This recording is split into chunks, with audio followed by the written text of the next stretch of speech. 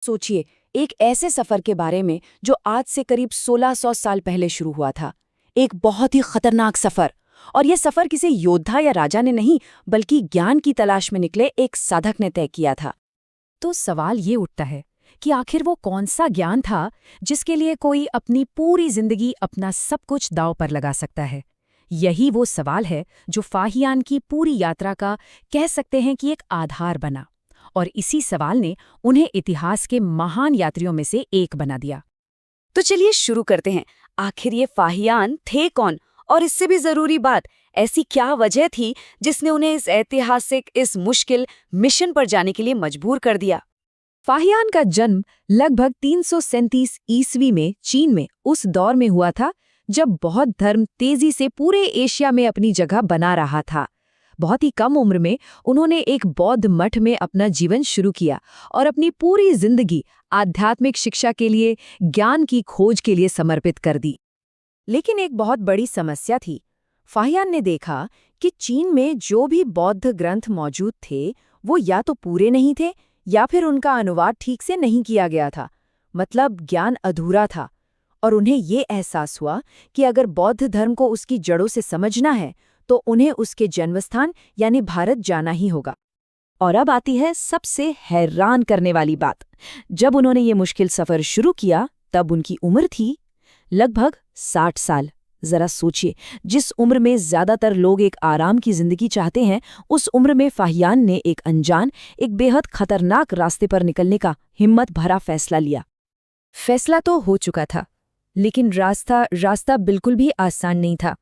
अब बात करते हैं उनके उस सफर की जो महाद्वीपों के पार था और जिसमें कदम कदम पर खतरे उनका इंतजार कर रहे थे। साल था 399 ईस्वी।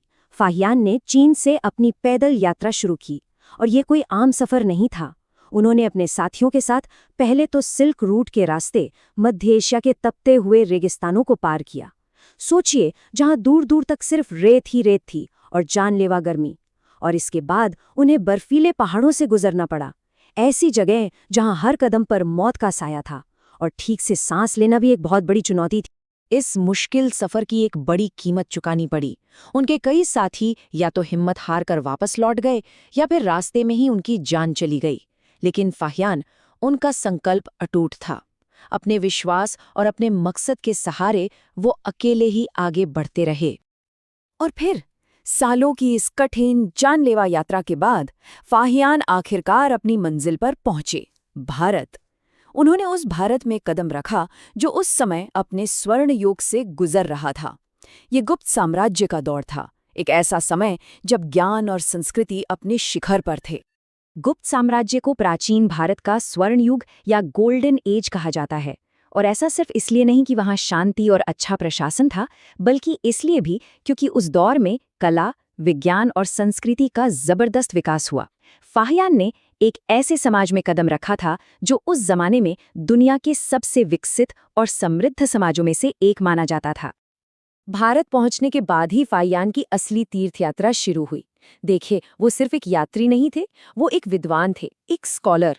उन्होंने तक्षशिला जैसे ज्ञान के प्राचीन केंद्रों का दौरा किया और फिर वो बुद्ध के जीवन से जुड़ी हर पवित्र जगह पर गए।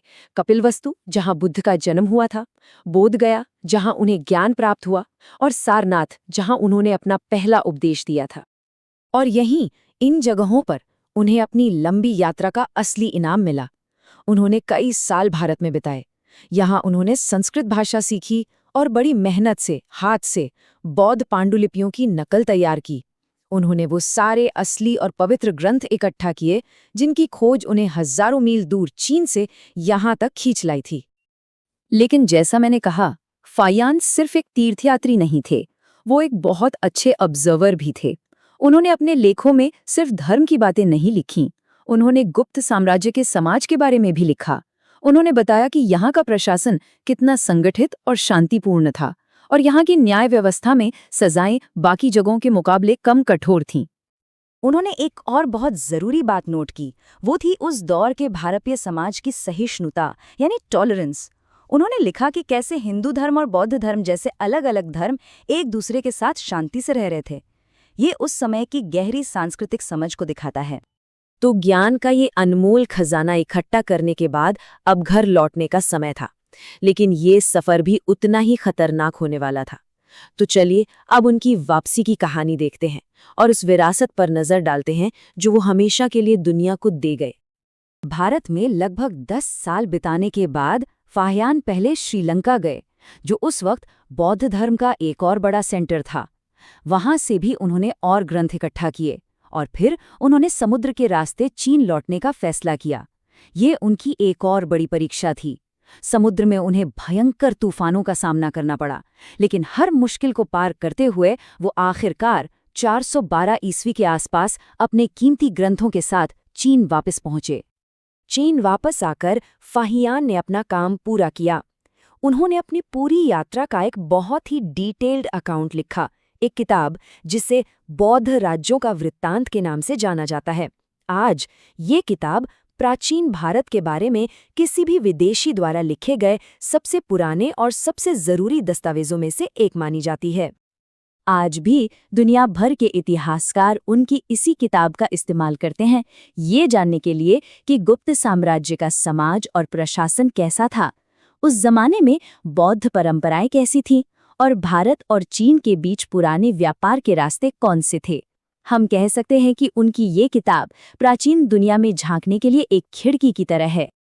तो आखिर में हम ये कह सकते हैं कि फाहियान की यात्रा सिर्फ एक धार्मिक तीर्थ यात्रा से कहीं बढ़कर थी।